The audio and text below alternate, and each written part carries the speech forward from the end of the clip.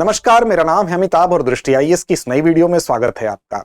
भारत भूजल का सबसे बड़ा उपयोग करता है। लगभग 60% भूजल का उपयोग भारत में किया जाता है।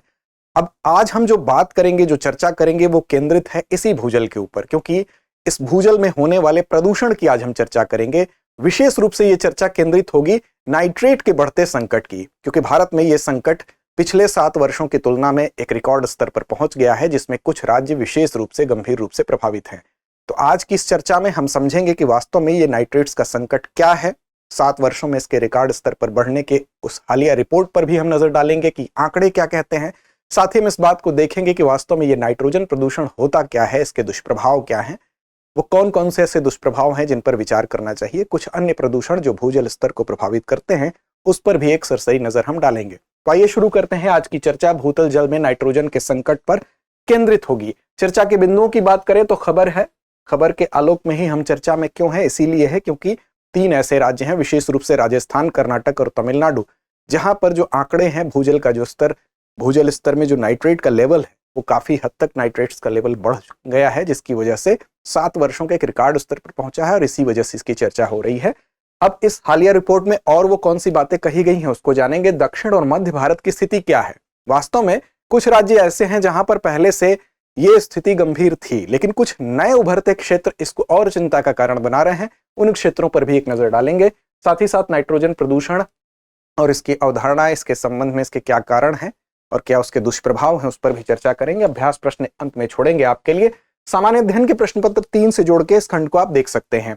खबर की बात करें तो districts with the excess nitrates in ground water at 7 years high, 7 साल के उच्चतम स्तर पर ये पहुंच गए हैं, जिसमें से कि आप 3 राज्य देख सकते हैं, राजस्थान, कर्नाटक और तमिलनाडु में जो नाइट्रेट्स का स्तर है वो सबसे अधिक पाया गया है। 7 साल के उच्चतम स्तर पर ये पाया गया है। अब आप जानते हैं कि जो नाइट्रोजन होता है ये वायुमंडल में स्थिर होता है। अधिकांश जीव इसको डायरेक्ट नहीं उपयोग करते हैं। ये अमोनिया नाइट्रेट या नाइट्राइट के रूप में होता है और इस रूप में जब परिवर्तन होता है तभी वो इसका उपयोग कर पाते हैं। अब आज हम समझेंगे कि ये जो इसी का परिवर्तित रूप है, जो नाइट्रोजन है उसका परिवर्तित रूप है, नाइट्राइट की बात हो रही है, नाइट्रेट्स की बात हो रही है, नाइट्रेट्स के बढ़ते लेवल की बात हो रही है। तो इसको हम समझने की कोशिश करेंगे। चर्चा के ऊपर हम आएंगे, लेकिन इससे पहले आपके लिए यह सूचना है कि दृष्टि आईएएस मुखर्जी नगर की क्लासेस नोएडा शिफ्ट हो चुकी हैं और यहाँ पर हिंदी माध्यम का बैच 16 जनवरी सुबह 11:30 बजे से और इंग्लिश मीडियम का बैच 9 जनवरी शाम 6 बजे से प्रारंभ हो रहा है। 8750187501 पर आप कॉल कर सकते हैं विस्तार से जानकारी के लिए। पता यहाँ नीचे दिया हुआ है आपके लिए। आईएसजीएस फाउंडेशन प्रीलिम्स मेंस कोर्स का ऑफलाइन बैच है। प्रयागराज में बात करें तो 2 जनवरी से शाम 6 बजे हिंदी माध्यम का और अंग्रेजी मीडियम का बैच जो है 5:30 बजे से। करोल बाग की बात करें तो हिंदी माध्यम का 7 जनवरी से 11:30 बजे। नोएडा की बात करें तो 16 जनवरी से सुबह 11:30 बजे से यूपीएससी जीएस फाउंडेशन बैच की शुरुआत हो रही है। अब बात करते हैं क्या कहती है हालिया रिपोर्ट। इस रिपोर्ट में वो कौन सी बातें कही गई हैं। तो देखिए, CGWB रिपोर्ट जो है 1 जनवरी 2025 को ये रिपोर्ट आई और इस रिपोर्ट में जो मुख्य बातें हैं उसके ऊपर हम चर्चा करेंगे। अर्थात केंद्रीय भूजल बोर्ड, बाद में केंद्रीय जो भूजल प्राधिकरण भी बनाया गया। पर्यावरण संरक्षण अधिनियम 1986 की धारा 3(3) के तहत भूजल संसाधन विकास और प्रबंधन का ये कार्य करती है, इसको विनियंत्रित करती है, नियंत्रित करती है। तो इसके द्वारा जो केंद्रीय भूजल प्राधिकरण भी है और केंद्रीय भूजल बोर्ड जो 1970 में गठित हुआ था। तो इस रिपोर्ट को, जब ये रिपोर्ट आई, इसमें यह बताया गया कि 2023 तक 440 जिलों में भूजल में अत्यधिक नाइट्रेट है, जो कि 2017 में 359 जिलों में केंद्रित थी ये रिपोर्ट। इस रिपोर्ट में जिस बात का अध्ययन किया गया उसमें 359 जिले 2017 में सम्मिलित थे। अब 2023 की अगर बात करें तो इसमें 440 जिलों को सम्मिलित करते हुए इसमें आंकड़े प्रकाशित किए गए, जिसमें यह बताया गया कि जो नाइट्रेट्स हैं वो बच्चों के लिए खतरनाक होता है और इसका बढ़ता स्तर चिंताजनक है। वो पर्यावरण के लिए भी, क्योंकि पर्यावरण में इससे क्या होता है, ये विषाक्तता का स्रोत होते हैं। विषाक्तता बढ़ती है और हमारे स्वास्थ्य पर इसका प्रभाव पड़ता है। देश भर से जो नमूने इकट्ठे किए गए, ये कुल नमूनों की संख्या यहाँ पर 15,239 है। इन नमूनों में से ये बताया गया कि 19.8% जो नाइट्रेट की अत्यधिक मात्रा इसमें दर्ज की गई। मतलब इन नमूनों में से 19.8% ऐसे सैंपल्स थे जहां पर ऐसे जगहें थी जहां पर नाइट्रेट की जो मात्रा है वो जितनी होनी चाहिए उस मात्रा से ज्यादा दर्ज की गई। 2017 के आंकड़ों की बात करें तो 13,028 नमूनों में से 21.6% में यह आंकड़ा था अत्यधिक नाइट्रेट का। देश भर में अगर बात करें तो 56% ऐसे जिले, 56% मतलब आधा से ज्यादा ऐसे जिले हैं जिनमें नाइट्रेट्स का हाई लेवल दर्ज किया गया, उच्च स्तर यहां पर दिखाई देता है। और देखिए भूजल परीक्षण रिपोर्ट में यह भी बताया गया कि कई जिलों में जो भूजल है उसमें अत्यधिक नाइट्रेट है। अब अत्यधिक नाइट्रेट तय कैसे होगा? तो तय होता है, उसका मानदंड यह होता है कि जो 45 मिलीग्राम की मात्रा है 1 लीटर में, अगर 45 मिलीग्राम से ज्यादा मात्रा नाइट्रेट की पाई जा रही है तो वो हाई लेवल को डिनोट करेगी।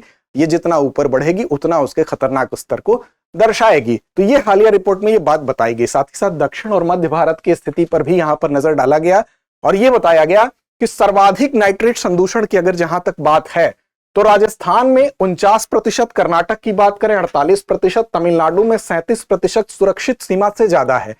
अब देखिए इसमें राजस्थान की जहां तक बात है तो राजस्थान, मध्य प्रदेश और गुजरात में नाइट्रेट संदूषण की समस्या पुरानी है।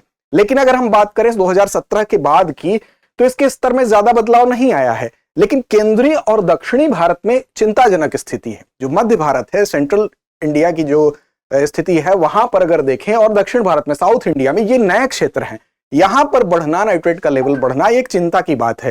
बेसिकली देखिए तो महाराष्ट्र में 35.74%, तेलंगाना में 27.48% और आंध्र प्रदेश में 23.5%, साथ ही मध्य प्रदेश में 22.58%। ये वे क्षेत्र हैं जो कि नए उभरते क्षेत्र हैं जहां पर इनकी मात्रा में वृद्धि देखी जा रही है। नाइट्रेट संदूषण के स्तर में वृद्धि चिंता की बात है। खासकर अब मानसूनी प्रभाव पर भी एक नजर डालेंगे कि जब मानसून से पहले और मानसून के बाद की स्थिति क्या है। तो देखिए मानसून से पहले जब देखा गया तो नाइट्रेट के स्तर में वृद्धि प्री मानसून दौर में आप देखेंगे तो 30.77% नमूने ऐसे थे जहां पर अत्यधिक मात्रा हाई लेवल देखा गया। वहीं पर मानसून के बाद देखा गया कि ये बढ़ के 32.66% तक पहुंच गया। इसका मतलब ये हुआ कि मानसून के बाद नाइट्रेट के लेवल में और वृद्धि देखी गई। तो ये तो बात हो गई आंकड़ों की। आंकड़ों में उन क्षेत्रों को आपने जाना, साथ ही प्री मानसून और आफ्टर मानसून जो कंडीशन है उसको आपने जाना। लेकिन अब बात करते हैं जरा इसके कॉन्सेप्ट की, वास्तव में क्या है नाइट्रोजन प्रदूषण। तो नाइट्रोजन प्रदूषण का मतलब ही हुआ कि जब मुख्य रूप से जल स्रोतों में, क्योंकि जल स्रोतों में ही नाइट्रोजन की मात्रा बढ़ती है, वैसे तो पर्यावरण में नाइट्रोजन उपस्थित ही है। विशेष रूप से अगर नाइट्रोजन की हम बात कर लें तो ये सर्वाधिक पाए जाने वाला तत्व है। एमिनो एसिड हो गया, प्रोटीन, हार्मोन, क्लोरोफिल हो गया, ये कई विटामिन हो गए, उनका एक घटक होता है नाइट्रोजन। लेकिन वास्तव में स्वतंत्र रूप से नाइट्रोजन का उपयोग नहीं किया जाता है। ये अमोनिया नाइट्रेट या नाइट्रेट के रूप में जब परिवर्तित होते हैं तभी अधिकांश जीव इसको इस्तेमाल कर पाते हैं। तो यहां हम बात कर रहे हैं कि संयुक्त राष्ट्र पर्यावरण कार्यक्रम ने कहा कि प्रत्येक 200 मिलियन टन अभिक्रियाशील नाइट्रोजन, जो कि कुल नाइट्रोजन का 80% है, पर्यावरण में उत्सर्जित हो रहा है। अर्थात ये एक बड़ी मात्रा है और इस मात्रा के बढ़ने के कारण जो नाइट्रोजन यौगिक हैं उनकी मात्रा अत्यधिक हो रही है पर्यावरण में, मुख्य रूप से जल स्रोतों में, और इसी मात्रा का बढ़ना नाइट्रोजन प्रदूषण के अंतर्गत आता है। अब नाइट्रोजन प्रदूषण के कारण क्या है? तो बेसिकली कारण इसके कई हैं। जैसे कृषि व्यवस्था के अंतर्गत जो उर्वरक, कीटनाशक, शाकनाशक जो हम प्रयोग करते हैं अत्यधिक मात्रा में, वो भी हैं।